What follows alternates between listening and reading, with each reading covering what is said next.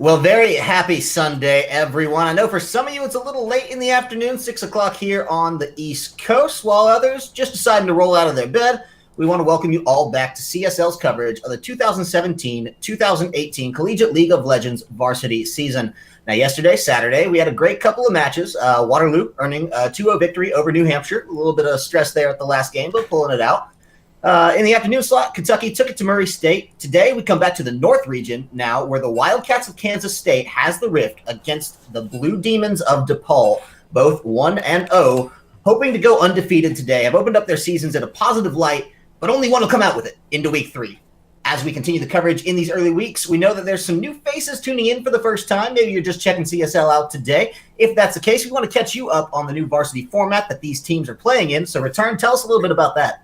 With pleasure. So this season we're going to be going to move towards that 6-week Swiss format for our normal regions. We got 7 of those regions here in this league today. We got the North, South, East, and West for our generic colleges. We also have the Big Ten East and West for all those Big Ten schools. And it's got the Peach Belt joining us from the rear. Now, since we are in the North, that means we are in the 6-week system. This is week number 2, and multi-teams are 1-0. Given that it's Swiss, every week teams will be paired up with teams with similar rankings. So once again, 1-1s play 1-0s play 1-0s until we get towards that end point. And once we hit that last week, only the teams that finish the season 6-0 and 5-1 will move on to their conference championships for the chance and this conference's spot at those national championships. So every game here really counts. Best of 3. Moving on here brings you one step closer to that championship picture. Absolutely. For those of you that don't know, my name is Kyle Corvus Crow. Joining me here today at the desk is Stephen Return Johnson, and I'm very excited to see how these teams pan out today. Depaul and Kansas State. You know, it's always fun to follow the 1-0 teams, the undefeated runs of the bracket, and then even the 1-1s, just as they're staying in that format we mentioned. But this is such a fun, volatile part of the season because there's so much to prove at this point, right? This is the second game. Really makes such a big statement. Winning your first one is great. Winning the second one says, okay, now we have some momentum. Yeah, it shows that that first win was not just a fluke. And in a region like the North, which basically has storied winners. You got RMU, you have Columbia College, you have Lords, who's popping up as of late. You have Maryville. You have absolutely everyone who's either a past winner or looking to be a winner here in these next few seasons.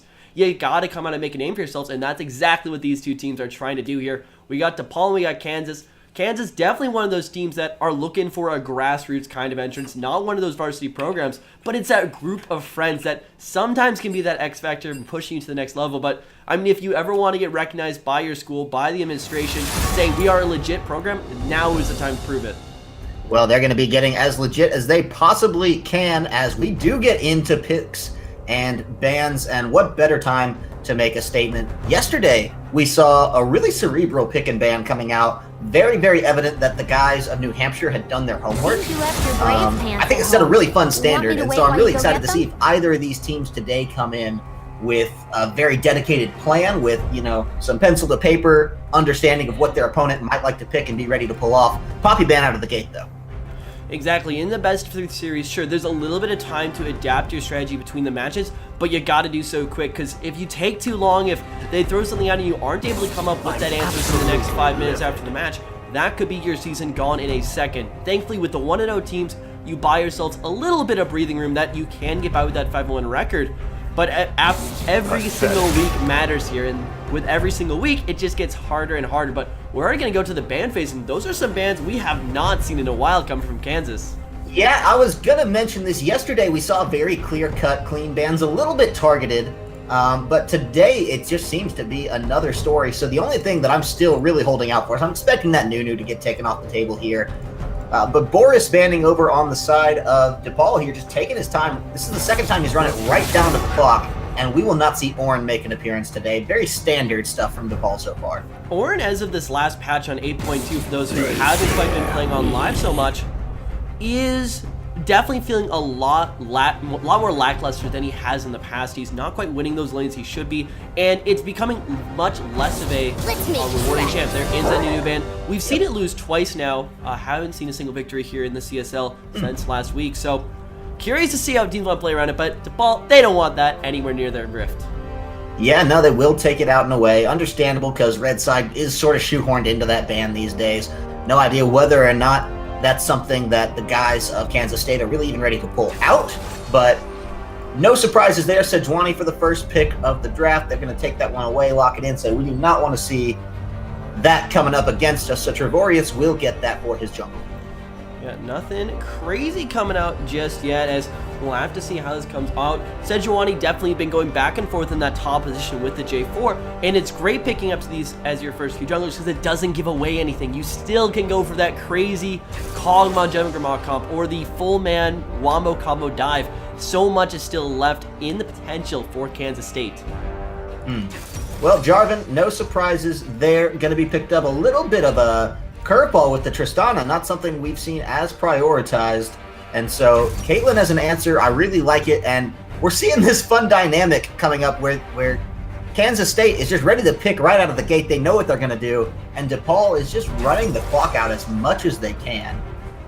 Yeah, and that's, you can use it kind of to give yourself a little bit more time. If you see a pick coming up that you weren't necessarily looking forward to, that you need a little more time to go around, they can take those extra few seconds. But this is actually going to be a very solid end of the first rotation for Kansas State, as we have been seeing this bottom lane really change in dynamic. It's gone from the high pick carries like the Vayne, like the Varus, like the Kog'Maw, and now we're getting back towards those poke-oriented bot lanes. It's Relic Shield is no longer there to basically handle the ADCs through the laning phase. You know, I like it. I like the Caitlyn Lulu lane an awful lot. We know it's going to be going into the Tristana, so range is obviously something that's very important. Now, they're not going to see a support picked just yet, which I was going to say would surprise me if Kansas State didn't throw a couple bans that way. Braum is off the table. It's a really strong one against the likes of a Caitlyn and a Lulu, so very smart ban there, especially just given his current positioning in meta. With the mid lane picked and the Orianna just very safe from the side of Depaul, I have a feeling that another mid lane ban might be the decision they try to make here. Without a doubt, and Azir would slot in perfectly with how Kansas State is looking to play around this composition, give a little bit of early game priority with the Caitlyn, who still scales up pretty well in the late game, but Azir can be that force in the mid you need for just the late game security and peace of mind. Throw on a Lulu, and that becomes a very hard straight-up team-fighting composition. But Depaul, they've got the J4, they've got Orianna, they're already almost looking to just wombo combo their way through. And there's no Azir ban, there's no Ryze ban. There are still so many options available for Kansas. Yeah, I like the Gnar pickup a lot here, actually. I really do like what Depaul's doing because they're making such a wombo combo fight out here. And so with the Alistar and the Braum actually taken away, that's going to constrict Ethan's choices a lot because both of those gel with that composition really, really well. And so very smart bans coming out from Kansas State. The top lane matchup now has to become something that they need something with a lot of beef, and they need something that can play into the Gnar. So Azir taken out for the mid lane, Hubbard and the Quinn, but I like the Azir pickup here. You mentioned it prior, really going to be a safe one.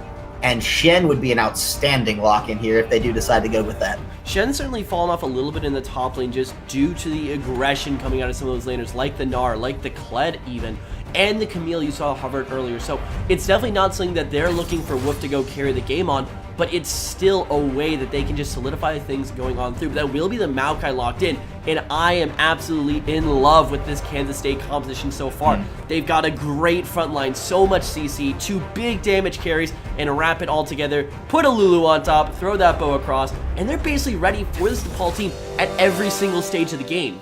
They locked in Shen. Okay. Yes. They're going to go to support Shen. I like it. Ethan says, you take away 2 conventional tanks, that's fine. I'll play a little bit of an unconventional tank. Ooh. Wow. Yeah, Shen has been really in the limelight ever since the Demacia Championship back at the beginning of the year. The big thing with it, though, is it's not quite as it's not as bursty as it used to be. A big part of that is the aftershock nerfs that just came through on 8.2, as well as, yeah, a lot of things got hit down on that last patch. But Shen no longer gets a lot of bonus damage for going in. Sure, he still gets the percent HP off of his Q. He still has that absolutely amazing zone to throw down with his W that just blocks every auto attack coming on in. But it's still just, it doesn't have that little oomph at the end. He's going to be very tanky in the lane and should help out Mr. Hyde hit this late game fairly easily. But there is so much poke potential on the other side of the map. And without the Relic Shield available for Mr. Hyde, I don't know if they're really going to be able to sustain through this lane.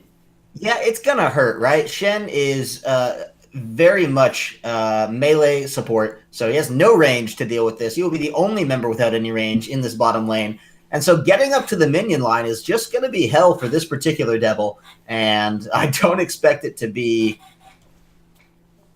a great start for him early. I think they're going to need a lot of help from Reaper coming down, just as Jarvan to come in and secure some of those ganks, especially if, as you'd expect from a poke lane like this, Caitlyn Lulu might just start shoving and shoving and shoving. That really would open them up to that. So I'm expecting it's going to be a lot of good vision control necessary on the side of Kansas State to play this lane the way they want to. And it's going to rely on some good ganks from Reaper to really turn it on its head and make things go in the way of Depaul. Exactly. Even to put a little bit more emphasis on this game, I want to keep our eyes on the pair of both Reaper and Ryujin, especially now that Shen's going to be pulling out that ultimate level 6, able to roam around with these plays. Sometimes they say the most influential duo on a map is not ADC support, it's not mid lane jungle, it's support and jungle, because these two, they can make plays happen on the top side, go dive wolf 3v1, make plays in the mid lane, free region to move around the map, and most importantly, if they can actually get Orianna to that winning lane status, bring Orianna down, influence this bottom lane as well, they have so much wombo combo potential. J4 plus Ori, just without looking at the rest of the team, is a devastating duo right there. But that's still to be thrown with a few asterisk marks, because if you look at them in the sense of just straight scaling versus scaling, still have to give the advantage over to Kansas State. But Depaul, they've got a lot of tools to prevent the game from even reaching that point. Yeah, what I like in particular about Depaul, and you and I saw this a lot yesterday, Returned, is that it was just teams would pick this all eggs in one basket kind of composition, like protect the Kog'Maw. We saw Jugger Cog coming out yesterday. This is not the same story for either of these teams, but particularly with Depaul, they have a lot of champions that can, under the right set of circumstances, pop off. We have the Gnar, we have the Orianna, the Tristana, and even to some extent the Jarvan, the jungle carry is definitely an option there. But for the laners, really that condition, that right set of conditions could be no more than just having a good winning lane, getting that CS up, making the right roam play. And it's not all that far-fetched to just turn the entire game on its head by simply taking it to your lane opponent. And so Depaul definitely has those options there. But you're very right, the scaling is quite scary from Kansas State. You do not want to let them get to the 35-minute mark here. Precisely, yeah. If you told me that this game is going to end at the 30-minute mark and didn't tell me which team was going to actually win, I'd have to say it looks like Depaul. Not only can Boris really start ripping apart the map if he gets some assistance on that top side, especially once you hit that Black Cleaver mark on the Gnar vs Maokai matchup, but you also have this combination that really just can roam around the map and dictate the pressure. Throw on top of that Shen, Mr. Hyde, as long as he's able to play defensively enough, just kind of sustain out that early game, should be looking pretty aggressive into that 3 to 4 item mark, right when Caitlyn's going to be hitting a lot of her issues. Well, we'll see how this one all pans out. But in the meantime, while we load on into the rest of this game, ladies and gentlemen, I want to share a little bit of information with you guys just about CSL and where you can stay plugged in with us here. So if you don't know our Discord, and if you want to join our Discord community, just type !Discord into the Twitch chat there. We'll get you hooked up with all the information you need. If you want to follow us on Twitter or Facebook, it's just the respective social media site /C-Star-League. So twitter.com/C-Star-League, facebook.com/C-Star-League. Nice and simple. Want to give a shout out to our glorious sponsor, Twitch. Nothing but gratitude for the largest streaming platform in all of competitive gaming to support collegiate esports. From PAX East and West and many more events, CSL would not be what it is today without their help and continued support. Be on the lookout for cool opportunities to get involved with Twitch in the near future, and be sure to keep them, show them some love on their social media. Twitter.com/Twitch, Facebook.com/Twitch. Lastly, if you can't watch us live and you want to rewatch our shows, if you're going to be knowing that you're going to miss the next one coming up, simply head on over to youtube.com/user/C-Star-League and track all of our content there. Yeah, and it looks like we will be getting loaded in on the Rift here for game number 1. Kansas State, they're going to be on the blue side against Depaul on the red. And we saw some of those masteries and runes coming out in that loading screen. Fortunately, we can't see them right now.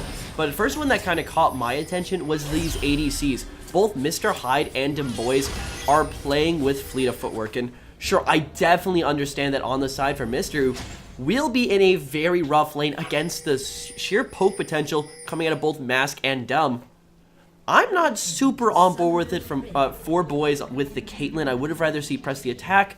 Actually, yeah, basically just press the attack, give even more poke potential in that lane, because you're really not looking to sustain through it. If Dumb Boys and Mask aren't able to get that 10, 20 CS lead coming out of this laning phase, honestly, that might just be a failed lane down there. Yeah, I think so, and Press the Attack is very aptly named, right? Because that's exactly what Dem Boys and Mask Link are going to be trying to do here. You don't draft a Caitlyn, and you don't draft a Lulu. You don't draft either one of these champions, but certainly not together, unless you are prepared to really just shove this lane space in as hard as you can, and then shove it a little more. So, I think you raised a very good point there. A little bit of early pressure coming on in this jungle as the guys at Depaul wanted to get that blue side ward down. Will definitely spot out Wolf and have a pretty good idea now that Trevorius is likely starting at this red. Yeah, and when you start to think about this early game, all eyes are going to be on Trev with the Sejuani in the early game and just how the lanes are going to play out as well. Mid lane should be a pretty good shoving lane. Bot lane definitely will be shoving. And before the side of Depaul really gets their big impact ultimate, it's going to be on Trev to look for those plays, get something started. Ward goes down onto his own blue buff, so they're going to have some idea where he is. And Reaper, he has the potential to make one of these very cheeky level 2 plays if he so chooses. Don't think it's going to come out this game, though. No, it would need to be very top focused, I would guess. It's not going to be likely that you're going to get too much out of the bot lane on that level 2. Obviously, definitely not starting with the red. And Azir with the mobility, obviously, again, not at the earliest of levels, but not going to be where he's going to want to gank every single time. So I could see Reaper's strategy here being, okay, you know what? Here's a big immobile tree up in the top lane. Better try to get that one down, or at least burn the flash before making too many appearances in the bot lane. Nice taunt. Catches Dem Boys out. It's probably not going to do too much, but they jump in and actually force the flash. I think it's going to stop here. But that's a whole chunk of damage and a summoner to boot. That's a good rush to level 2. That's really the one point in this lane that Hyde and Ethan are going to have some amount of priority in that lane. Tristana is just great at that level 2 point, getting both the rocket jump and the bomb itself, throw it on that E, is so inflexible. Here comes the flash! Whoa, flash shot! Nice jump in. There's the exhaust too. There's no flash on Dem Boys, so he will go down. Hyde ready for a first blood. And Return, you and I were a little skeptical of this pick for Ethan, but he just played it masterfully. That was complete disregard for the lane, the leveling, and just the state of the lane itself on that bottom side. Dumb Boys, he is supposed to be the father of Kansas State. He's supposed to be their all-star coming on in. And you just cannot do that in the lane, because what that does, it puts them so far behind, not only in the straight CS game, but in that XP as well. And Mr. Hyde, the only way he was really going to survive through this laning phase was staying on that front foot, was staying aggressive and denying CS. And right now, that is not the case. They are going to need some serious help on this one. How many early games at 3.5 minutes do you see get up almost by 1,000 gold? It's obviously shored up a little bit because of the back that's come through for Hyde and Ethan, but it was about 900 at the pinnacle there, and that's absolutely wild. I love seeing this aggression towards the bottom lane too, simply because it's an Infernal Drake, right? You and I didn't see too many Drakes taken yesterday, at least not in the early sense of things. So here with the Infernal, I'm expecting a little bit more aggression around that particular Drake, and what better way to start off than by rolling a bot lane advantage? And that's kind of one of those things you get when you have this very late game centric meta, when you see Azir's being picked up on the ADC, when you see Kog'Maw's being picked, Azir's being picked up in the mid lane rather, Azir's being picked up in the mid, and just all of this very much focus on like that 45, on that 50-minute mark. And with all that, dragons kind of fall by the wayside. Oh, it's a nice to have, but we don't need it. But now, this early into the game, with two compositions that still have a good amount of priority in this early game, Infernal all of a sudden means a lot more. It really does help just jumpstart any scaling composition, so it'll be a little bit more juice in their tank if they can get it.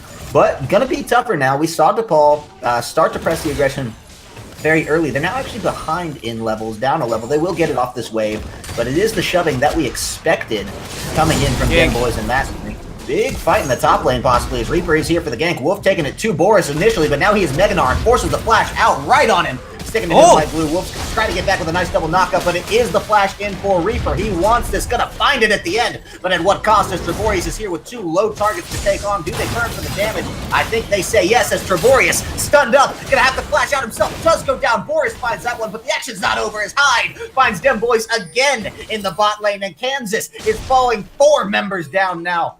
That is not what they want. This is a complete disaster coming out for Kansas right now. Depaul, they have found advantages on every single part of the map. And in a composition that looked like, despite the Azir, despite some scaling aspects, it looked like Kansas was just going to have control of this game at the very start and at the very end. But now, half of that just got cut in half. Top lane Boris is going to be that much closer now to his Black Cleaver already coming back into this lane. He's going to hold an advantage.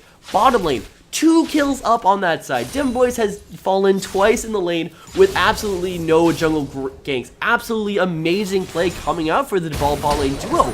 And now the question has become, how do we actually get to that late game point? Because right now, the only people I can even think of is Algu in the mid lane and Trev on the jungle. They need to find something in these lanes, some way to spread this advantage around. Otherwise, the path to victory for Depaul is extremely clear, and it starts with Wombo and it ends with Combo.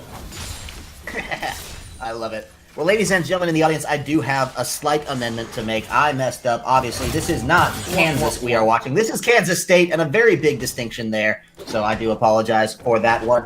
Do want to keep the members of Kansas State's nice reputation very much intact. From here on out, I gotta say, if I am Kansas State, my big plan is just try to stop the bleeding in the bottom lane. This is twice now that Demboys has died to the combination of Mr. Hyde and Ethan, and has been very effectively punished, as we saw. That flash just coming off cooldown.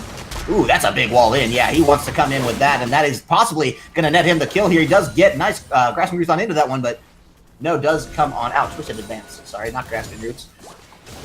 A little desynced here. Returned. I'm going to try to figure out the timing controls on that. Well, in the meantime, look at that top lane. Morse is just completely controlling the push with no real opposition. So far, Trev and Reaper, after that first gank up there from both junglers, haven't shown too much love up that way, but he cuts that mid lane. There might be a shuffle coming out here. Looks like the gank, it's not going to go on down just yet, but here comes bot lane. Yeah, they want to get into Maskling. He's going to be solo. We'll get popped out of there. And the killing spree for Mr. Hyde says, it's not got to be Dem Boys for me to kill. It can be any member, and I'll just keep farming these champions outright. Masklink down. Both summoners down. And oh, that's the not flash! Nice. Nice flash. God, he's done this twice now. He can't keep getting away with it. Nice shot from downtown means Mr. Hyde is rampaging 4-0-0 coming through. Oh, but here comes the good cleanup squad on the top lane. Yeah, Boris is likely in some trouble here. I would be very impressed if he can get out of this one, because Algu should have this one nicely wrapped up. The soldier is there, doesn't connect with everything he needs to initially, and actually with the hop over the wall, this could become tangibly possible. The Spooky Ghost will possibly get after him, but no, he should just take the tower shots here and possibly be out. I think he may do here it comes because we have Reaper. Reaper roaming up as Jarvan. This is insane. Wait, he turned back! Pull off the great escape. The turret's gone too. Oh, man. I think he got out. They brought 3 people up to topside. It's only 8 minutes, 50 seconds into this game 1 of the set.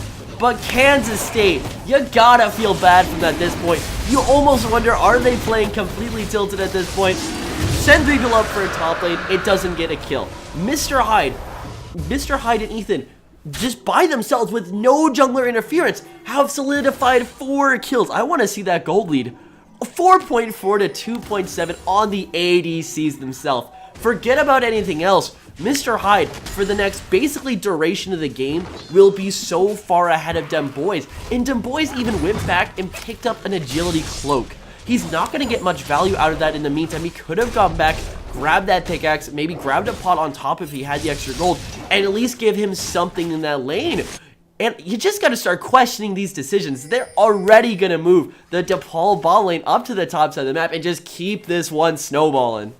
Yeah, it's got to hurt too. I don't think, even just with all the poke potential that Demboys and Masklink still have, they're going to have the best time into Boris on the Gnar. Sure, actually one commendation I do need to make for Demboys is he's been staying very relevant in the CS game compared to his counterpart, despite the fact he does not have that same level of kills under his belt.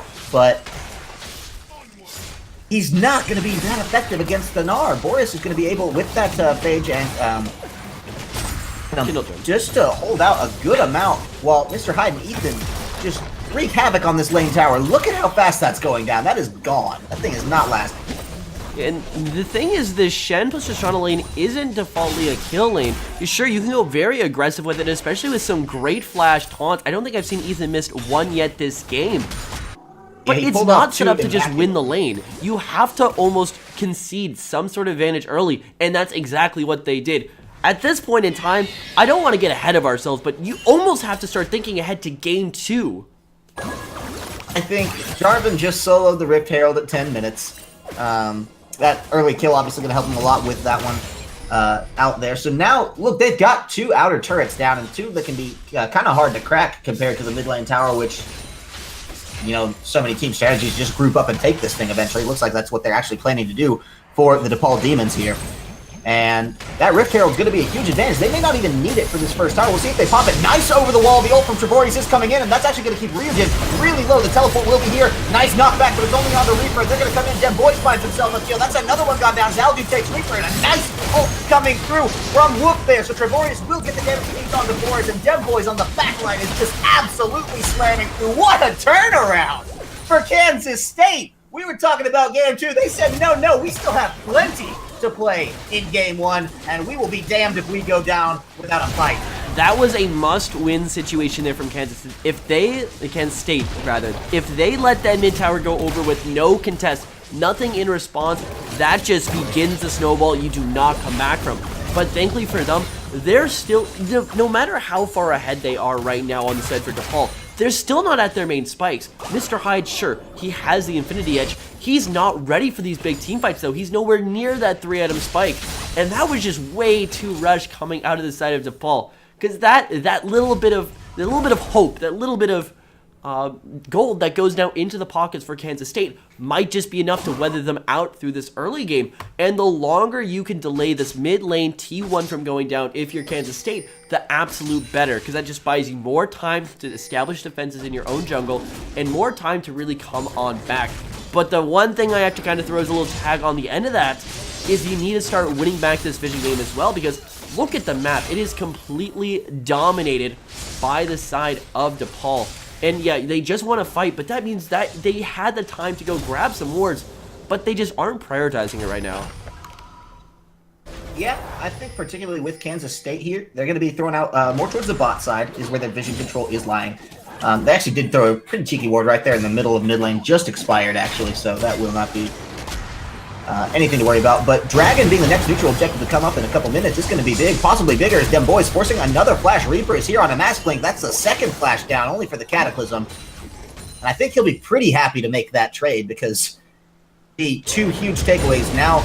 There's no safety for the bot lane, but look at this. Boris, under his own tower, getting dove by 3 members, will not have the Mega Gnar to save him here. That's going to be the shove in by Algu, just for the good measure there. Keeps him pinned up against this tower and says, you're not going anywhere. 5 to 6 in kills now, only 2k gold separating these teams. And that was really a trade for playmaking right now and playmaking potential for the future. Because Demboys and Mask, both of them lost all of their summoner spells. Reaper's already going to be popping his trail down the bot side. And Depaul, they want to take this next tower right now, because they're starting to slip just a little bit, and they need to keep these plays rolling. Topside makes all the sense in the world for that one. You had 3 opposing enemy team members in the bot lane, taking away your tower there. You want to keep that advantage moving in, and they know that, okay, it's likely going to be Demboys and Mask Blink responding to this top lane threat. Sure, Wolf will be there as well, but he's not the biggest damage threat, so we can pop that in the lane with our Tristana, and this tower is not going to mean anything. Trevorius forced a flash over the wall. Another tower goes down. I just actually believe that's just the Azir passive tower. I don't think that was an actual tower that was just taken away. So Ryujin just take the mid lane tower for the first time. Had that been up? No, that was just taken right then. And now they're going to be rotating on towards this dragon once again. Depaul with a very easy take of that first dragon, just based off of how many advantages they accrued on that bottom part of the map.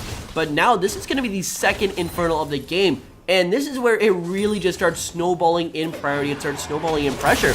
Even though he's looking for the engage. They want to fight. Trevorius says, I might just give it to you. biting off more than he can chew. Tristana can shred through that. Oh, the shockwave! Reaper's in trouble, and that's a huge fireball. He gets 2. They do find the bottom lane. That's gone. Lulu and Azir as well. Trevorius should be the next one to fall, but he does take down Boris before he does it. Mr. Hyde, the health bar that we need to keep our eyes on, as he is so healthy, and the same cannot be said for Dem Boys taken down. They might find Reaper on the back end of this, but it will be at such great cost, as Wolf does eventually trade his life for that one. Gives up the ace, takes away the jungle, but you don't need your jungler to take Dragon if the enemy team is entirely dead. So they take away a huge victory in a 2 for 5, and a Fertile Drink to boot. Depaul, they give it and they take it right back away. Finally find the team fight they need to. And the reason they lost that previous team fight in the middle lane right at about the 12-minute mark was because they kind of took it in 1 by 1 and didn't utilize their advantages. They didn't land a good Boris ultimate. They only caught one person with Ryu's shockwave, but this time they channeled that fight in the area behind the dragon, which is so good when you're trying to line up those combinations.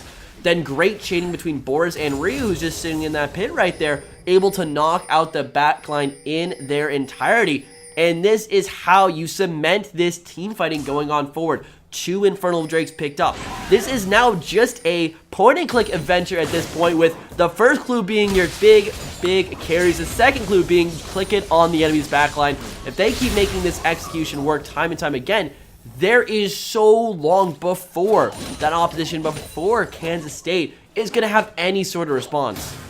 Yeah, I think now we're seeing a little bit of trepidation coming out for the members of Depaul, when the only objective on the map right now is the tower game. Obviously, they're setting up a nice vision control. Ooh, over the wall, actually. Trevorius wants to find that one, and Reaper has to jump out as fast as he can, but they're going to be coming in. Neganar on the way, Azir as well. So Rajun trying to get this one in, but he gets damaged up pretty heavily. Shockwave! Still not got Shockwave does not find what it needs to. That is taken down. Ryujin does go, and they get the first casualty of the fight. SKT Wolf trying to come in and get Rujin down, and it looks like it may be a nice Shurima shuffle. For low, Hellfire shredded all over them. Finds Boris. That's huge. Reaper goes down. Algu takes it, and now Mr. Hyde on the run for his life, trying to keep that perfect KDA alive, and it will be Ethan that possibly remains the sacrifice. No, a good blast cone gets him out in one piece. Alright, so Depaul give it, they take it, and they give right back. This time they were unable to really solidify that team fighting pressure. They only had 1 man with the shockwave, they only got 1 man with the Boris ultimate, and that was on the front line.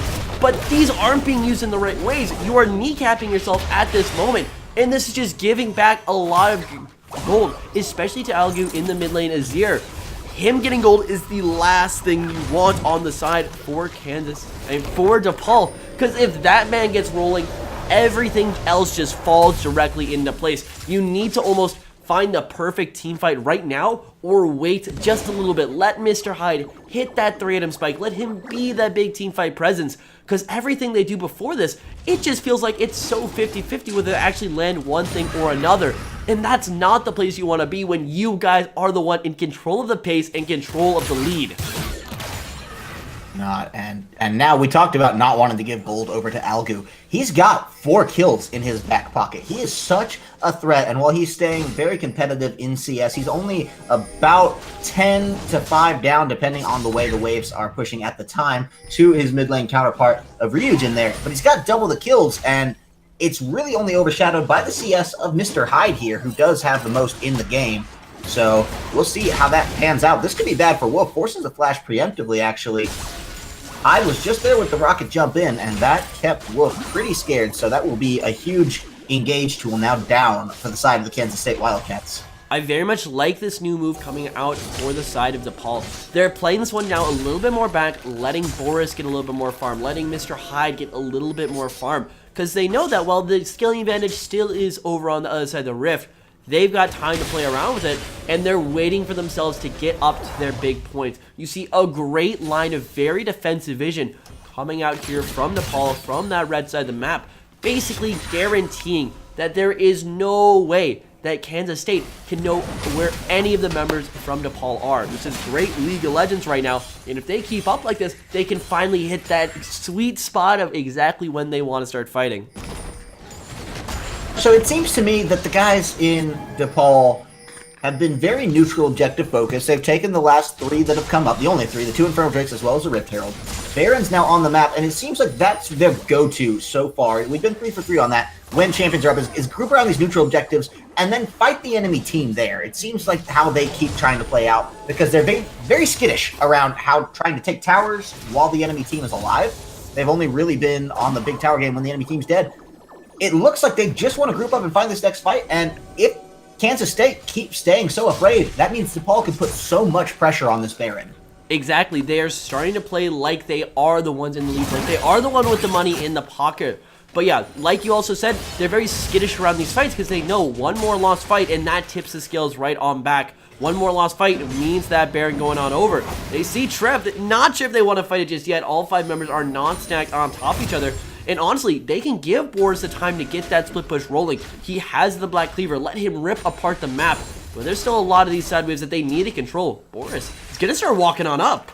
Yeah, he's got to. It's coming at a cost, the split push of all of the vision control that they tirelessly set up around Baron. Kansas State chewing through that immediately and actually threatening the tower here. This could be bad for Wolf. He walked into a wrong brush. They say no harm, no foul, but here comes Gregorius. That is the TP coming in. The ultimate comes down from Maokai. They're going to try to get in on the Reaper. The health bar will go low, but Gregorius... Depaul is so split. Boris finds a kill. Nice Shurima shovel back with Maskley. Finds Boris. He does go down. Next one to fall is Reaper, so the top side of the map done now for Depaul, and they do only trade their jungler on to the side of Kansas State. That is huge. Neither jungler alive to help pressure this Baron might just give Kansas State a little bit of confidence to try to power down a tower or potentially that Nasher. I have absolutely no idea what Boris is doing in that fight. I mean, we just talked right before that fight, right before they started grouping around Baron, that Boris, he has that split push pressure on the bottom side. He has a teleport, for Christ's sake, available. And Dragon now going to fall over towards the side. Looks like for Kansas State evening that game out a little bit. But going back to that, there is no reason to bring him up there. He started walking up, and then when he was halfway there, he teleported back in, nullifying any advantage he had on that split game. And this is just, once again, Depaul not playing to their strengths. Almost saying that, yeah, we don't want to win the macro game, but we're just going to try to straight team fight you up. And if they don't hit that win condition, if they don't make these perfect plays happen, they are going to be in so much trouble. It's now very risky for the side of the Depaul Demons because that Infernal Drake advantage, the double Infernal Drake advantage that they had now has been cut in half effectively with the Infernal Drake going over to Kansas State. And to posture around this Baron, there's no better time to get an Infernal Drake than when you're gearing up for Baron fights and these kind of picky, iffy skirmishes we've seen coming out of the team that, sure, maybe they go on to full 5-on-5 fights, maybe people just back off and try to keep themselves alive. So it's a blessing very much so for Kansas State. Destroyed very preemptively while Boris was kind of roaming up. For Depaul, they now have to find a way to slap down some more vision on this because it's definitely a Kansas State story near this Baron pit. Without a doubt, they are completely in control of this area. And here's the bigger part too. With that teleport away, there is no member with teleport left on the side of Depaul. In this, let's Woof just push that lane out to his heart's content, knowing that if Boris appears down there, they can start a 5v4 Baron fight around this pit. That means that if they are feeling really confident about it, Kansas State can go for it. They can start that Baron off and force that fight. Or what they could also do is use that split push pressure to just delay out this game. Because the more time on the clock, the more items Algu gets, and the better scaling comes to Dem Boys as well. Because they are still looking at this scaling scenario with glee in their eyes. And whoop, he's already on this bot tower.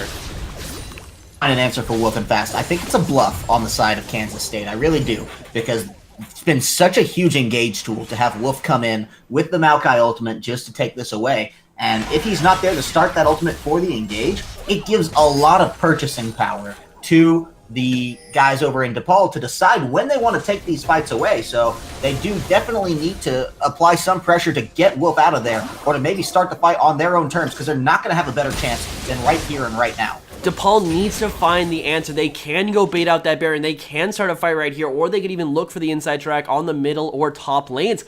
But the fact is, Wolf is hitting that tower. He is not going to stop anytime soon, and you need to find a way to stop him. It's like Boris is going to be on that front foot, but with Reaper, he's their only true engage right now. He needs to find the pick.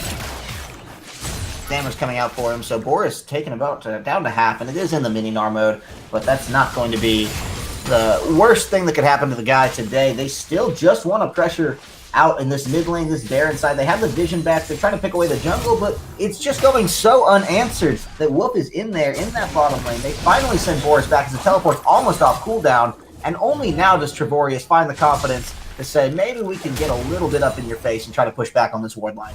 Here comes Wolf. He might be looking for a little bit of a flank, as it might be Ethan getting himself into a very bad position, but no, they're going to just pinch them between the two forces here at Baron. Now, Boris still doesn't have TP. He has to walk all the way up here, but everyone is just so split apart on the side of Kansas State. Nothing is truly going to come to fruition, and Depaul, they seem to have weathered the storm, only losing that bot lane tower. But if they set themselves up like that again, if Boris uses that TP very unconvincingly, they could just get ripped apart even further, and next time it won't be a T2 tower, it will be an inhibitor. I think all the players in this game right now are just giving the game a little bit of time to breathe. So we talk about that teleport play. We talk about how Boris kind of botched it. This teleport's back up, and that teleport play was the last time we saw any real amount of action out of either of these guys. Maybe changing the mind, though, as Ethan wants in with the taunt. Does take a good shot. Rio. Far down for it. Has to flash out, and Reaper's not in any good position here either. So Hyde jumping out of this one. The last one, Trevorius wants to find it. The ult coming down from Wolf not going to be enough, but the flash from Trevorius just might. They say no. Neganar hopping on out of their youth defensively, and before it turns into a real fight, the health bars of two of the massive frontliners out of Depaul are taken down. Oh, Reaper gets so low, he's gonna have to back off here. But does this finally signal Kansas State to start up this Baron? They've been dancing around it, and now they're gonna start it. Sure, but look, the smite is gone. Reaper is not there, and they can shred it's falling so fast. Look at how fast that thing's going down. It's not even contested. Making away, and Kansas State finds the Baron and finds themselves the gold lead for the first time in this game. Kansas State is sitting so pretty right now. Dragon's going to be up in about that 50-second mark. Sure, it's only an Ocean Drake. It's not going to be very influential in this late game point, but anything can help at this moment. With this many items starting to come across for the side of Kansas State, you have the 3 items now completed onto them boys. Algu, he's got 2 items completed. Looks like he's going on to what looks like a death cap. Not sure if I super agree with that, but it's still damage. It's still late game carry potential. And each and every fight that they are coming in control, they're getting to this ideal team fight phase. You have so much great engage that, and it looked like very evidently after on the back of that last team fight that Kansas State are so much more comfortable going in than Depaul. Depaul, they just had so much time to play around with as well, and they couldn't find absolutely anything.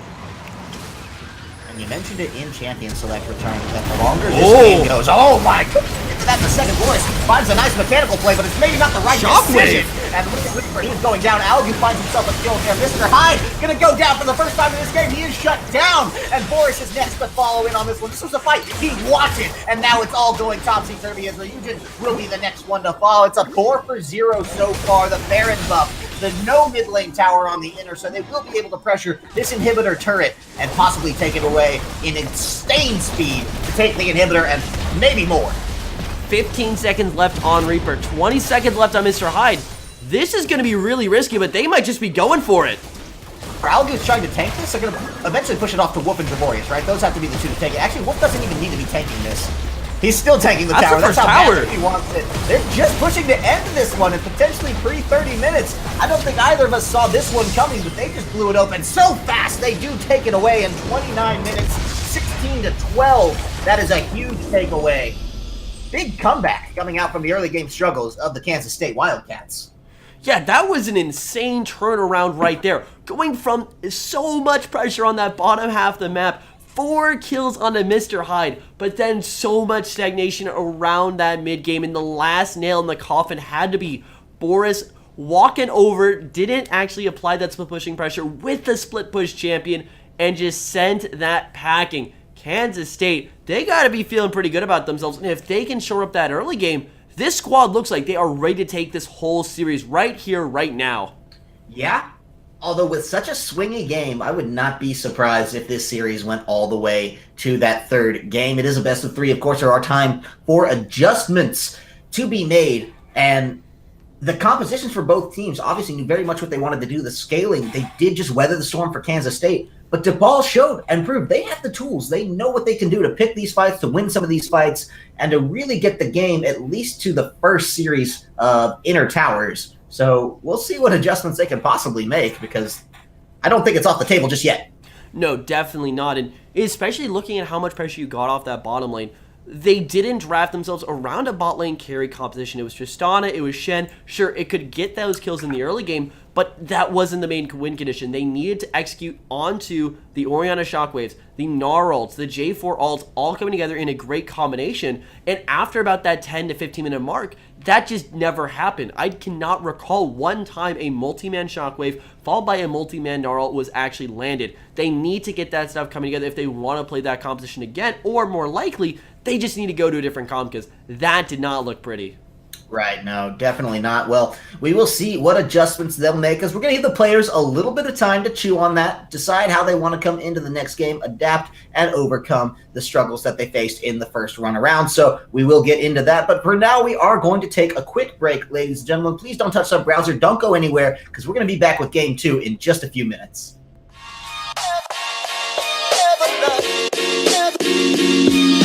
Yeah.